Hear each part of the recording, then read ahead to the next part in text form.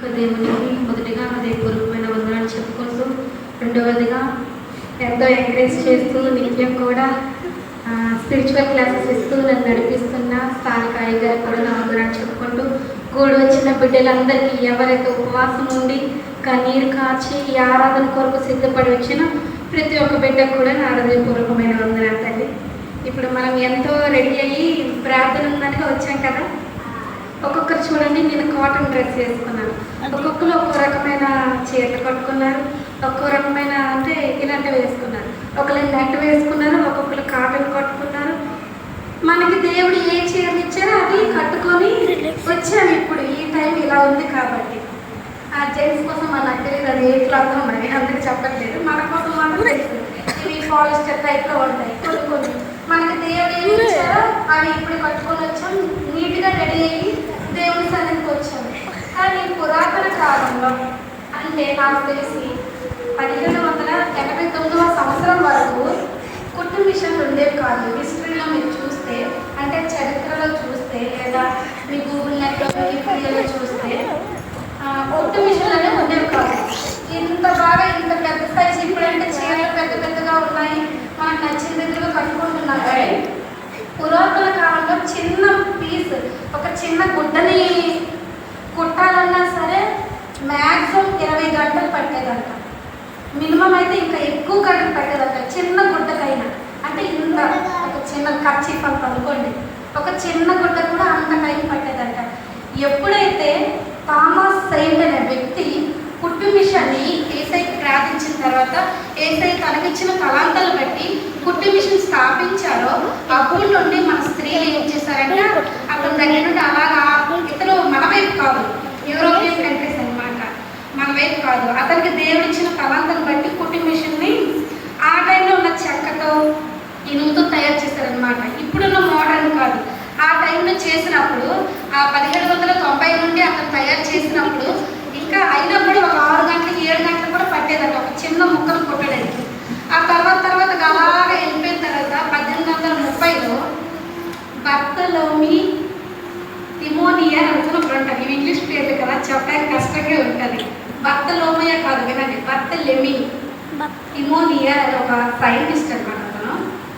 అతను ఏం చేశారంటే, ఈ కుట్టు మిషన్ ఇంతవరకు ఉన్నది కానీ థామస్ సెయింట్ అనే వ్యక్తి కనుక్కున్నాడు, కానీ ఇంకా టైం పడుతుంది, ఒక గుడ్డ కూడా 6 గంటలు పడుతుంది, ఇలాగైతే ఎప్పటికీ రకరకాల చీరలు రకరకాల డ్రెస్సులు కుట్టించడం జరుగుతుంది అనుకొని ఇతను ఏం చేశారంటే, ఇప్పుడున్నాయి కదా కుట్టు మిషన్లు, దానికి చివరన ఒక కన్ను షేప్ ఉండేలాగా ఒక నీడిల్ పెట్టేలాగా అటువంటి సూయింగ్ మిషన్ని ఇతను కనుక్కున్నారనమాట. అంతవరకు థామస్ సెయింట్ అనే వ్యక్తి చివరన కన్నముండి అందులో సూది దోపేలాగా పెట్టలేదనమాట కుట్టు మిషన్. ఇదంతా ఎందుకు చెప్తారంటే, అపోస్తల కార్యంలో 9వ అధ్యాయం 36లో మనం చెప్పుకోబోయే టాపిక్ విషయాలన్నీ కూడా ఉన్నాయి. అందుకోసం చెప్తున్నాను. అక్కడ ఒక బిడ్డ, ఒక స్త్రీ ఉంటుంది, గనురాల స్త్రీ ఉంటుంది. ఇప్పుడు ఈ సూయింగ్ మిషన్ విన్నారు కదా, 1790 వరకు ఎవ్వరు కనుక్కోలేదు.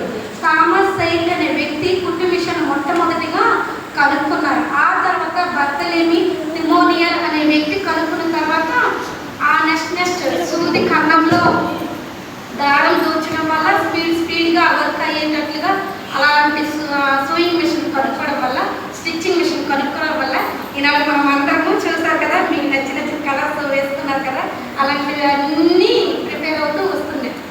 ఇంతవరకు మీరు చూడండి, కావాలంటే ఎక్కడైనా చూడండి, గొప్ప గొప్ప అంటే ఇన్వెన్షన్స్, గొప్ప గొప్ప ఆవిష్కరణలు ఎవరు చేశారని మనం మాత్రం కనుక్కుంటే మొట్టమొదటిగా గర్వించదగ్గ విషయం ఏంటంటే, అది మొదటిగా క్రైస్తవులే. ఏ ఇన్వెన్షన్లో అవనివ్వండి, బయట పరంగా అవనివ్వండి, ఏదైనా సరే మొదటిగా ఎవరైతే ఇన్వెంట్ చేశారంటే అది ఒక్క యేసయ్యని ఎవరైతే విశ్వసించారో, నమ్ముకున్నారో వాళ్ళు మాత్రమే ఎన్నో ఇన్వెన్షన్స్ చేశారన్నమాట. ఎంతో ఈ ఒక్క అతనే కాదు, థామస్ సెయింట్ అనే పదంలోనే ఉంది, అతను ఒక క్రైస్తవుడు అనమాట. ఇప్పుడు మన వాక్య భాగంలోకి వచ్చేద్దాము. అపోస్తల కార్యంలో 9వ అధ్యాయము 36 నుండి అక్కడే ఉండండి, ఆ పేజ్లోనే ఉండండి. అక్కడ చూడండి, మరియు యొప్పేలో తబితా అని ఒక శిష్యురాలు ఉండెను, ఆమెకు భాషాంతరమున దొర్కా అని పేరు. ఓకే, ఈరోజు మనం తెలుసుకోబోయే అంశం ఏంటంటే తబిత యొక్క జీవితంలో ఉన్న గుణ లక్షణాలు అన్నమాట. సింపుల్గా ఏంటంటే తబిత యొక్క జీవితం కోసం మనం తెలుసుకుందాం. ఆమె చాలా పెద్దదాయి అన్నమాట. ఆమె వృత్తి కూడా ఏం చేసేదంటే స్టిచ్చింగ్, కుట్టడం. ఆమె తనకి దేవుడు ఇచ్చిన తలాంతులు బట్టి కుట్టేదన్నమాట. ఈమె జీవితం నుండి మనం ఏం నేర్చుకోవాలో లైన్గా ఒక 3 పాయింట్లు తెలుసుకుందాం. చూడండి, యొప్పేలో అంట. ఈ యొప్పే అనే ఒక పట్టణం అనమాట. ఇప్పుడు మనకు బొబ్బులు ఎలాగో విశాఖపట్నం, విజయనగరం పట్టణం ఎలాగో ఆ టైంలో యొప్పే అనేది ఒక పట్టణం అనమాట. ఎక్కువ మనుషులుండే పట్టణం అనమాట. ఇది ఎక్కడ దగ్గరగా ఉందంటే మీ బైబిల్స్ వెనకాల యెరూషలేం అనే డాట్ పక్కన ఉంటుంది అనమాట. ఈ యొప్పే అనే ప్రదేశము ఏ ప్రదేశానికి దగ్గరగా ఉందంటే యెరూషలేం అనే పట్టణానికి దగ్గరగా ఉంది.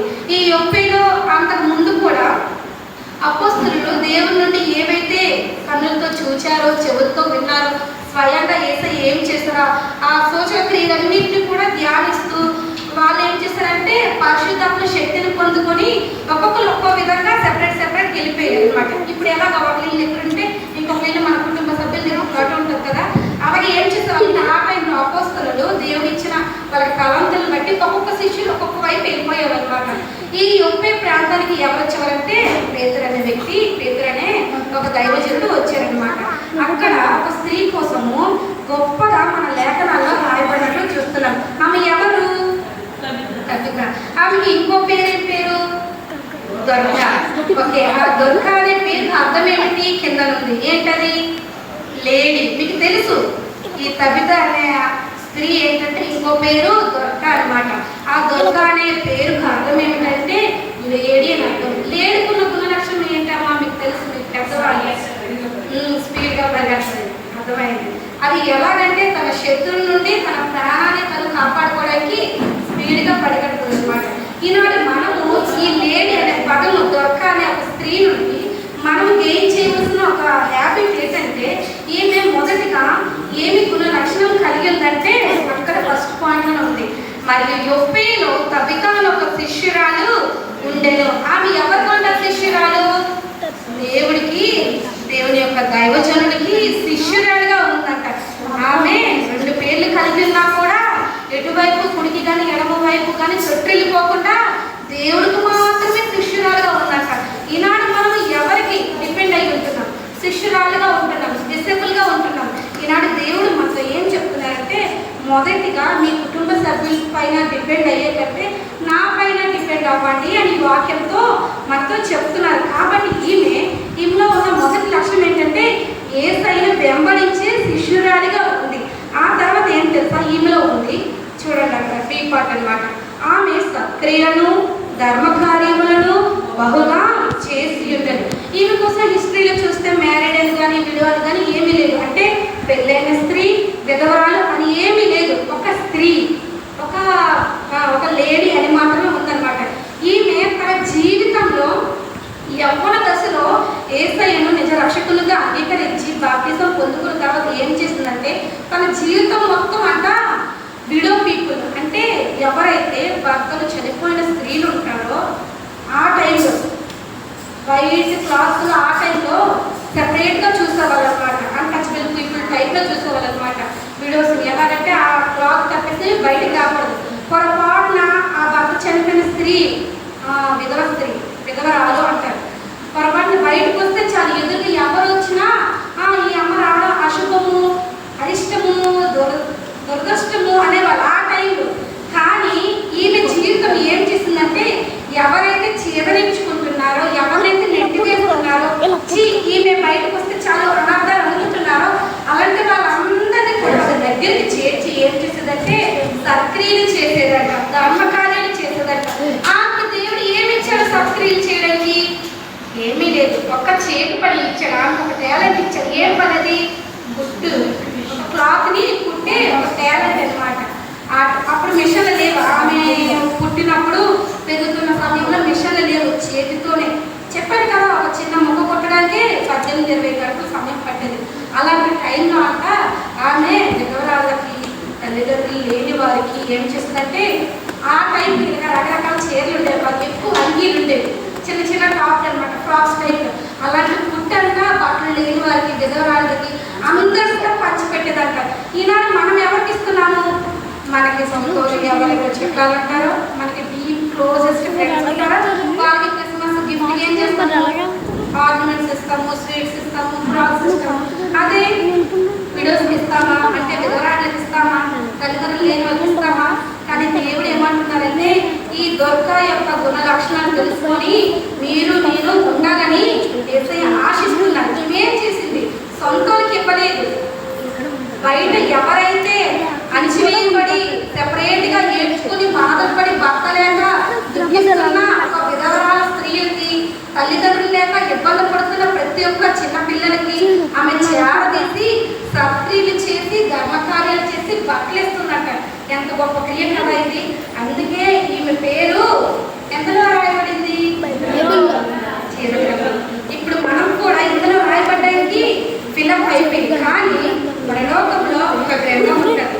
ఇక్కడ మనము బ్రతుకున్నప్పుడు ఏ క్రియ చేస్తున్నామో, పేదలకు ఏం చేస్తున్నామో, నిండు మనసుతో సహాయం చేస్తున్నామా లేదా అనేది దేవుడు అక్కడ లిఖిస్తాడు. అన్నీ కూడా మనం ఇక్కడ ఏం చేస్తాం అన్నీ కూడా.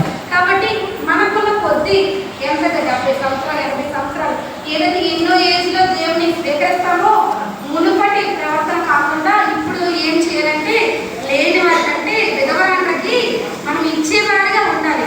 విధవరాలు వచ్చేసరికి కోపమైపోకూడదు. మనం ఎప్పుడైతే దేవుని నమ్ముకున్నామో కొన్ని పద్ధతులను విడిచిపెట్టాలి. ఆచార కార్యక్రమాన్ని పితృపారాన్ని వ్యర్థ ప్రవర్తనని విడిచిపెట్టాలని దేవుడే తిమోతికి, పౌలు గారికి, మనకు వాళ్ళ దైవజనులతో చెప్పి మనకు రాయించారనమాట. ఇలా మనం ఏం చేయాలంటే దేవునికి ఇష్టమైన శిష్యులుగా ఉంటూ విధవరాళ్ళకి, తల్లిలేని పిల్లలకి తోడుగా ఉండాలని దేవుడు చెప్తున్నాడు అనమాట. ఆమె ఎలా ఉందంటే చూడండి, లాస్ట్ ఏమైందంటే 37వ వచనంలో ఆ దినమున ఎంత ఆమె కాయిలా పడి చనిపోగా వాళ్ళ శవములు కడిగి మేడగదిలో పగలబెట్టేది. ఇక్కడ మీరు మేము దేవుని నమ్ముకున్న వాళ్ళని, మేము అందరం కూడా ఇక్కడ ఉన్న వాళ్ళు మాకు తెలుసు. ఎవరైనా చనిపోతే మన రక్త సంబంధాలు అయితే మనం దగ్గరికి వెళ్ళి ఏం చేస్తాము? చూస్తాము, ఏదో వచ్చేస్తాం. అదే బయట వాళ్ళు ఏమైనా చనిపోతే ఏం చేస్తామమ్మా? దగ్గరికి వెళ్తామా? వెళ్ళం కదా. మనం మరో ఇంకోటి ఏంటి, ఎవరైనా అంటే బయట ఎవరైనా చచ్చిపోతే దేవుని మందిరం దగ్గరికి తీసుకొస్తామా? తీసుకురాము. కానీ ఇవి యొక్క సక్రియలు చేత ధర్మకార్యాలు చేత ఇవి ఎంత గొప్పదో చూడండి. మేడగది పెట్టారక్క చూడండి. ఆమె శరీరం చనిపోయిన తర్వాత ఈ బ్రతకాలి స్త్రీ చనిపోయిన తర్వాత శుభ్రం చేసిన తర్వాత మేడగదిలో, మేడగది అర్థమేంటి? ఒక ప్రార్థనా స్థలము, పరిశుద్ధులు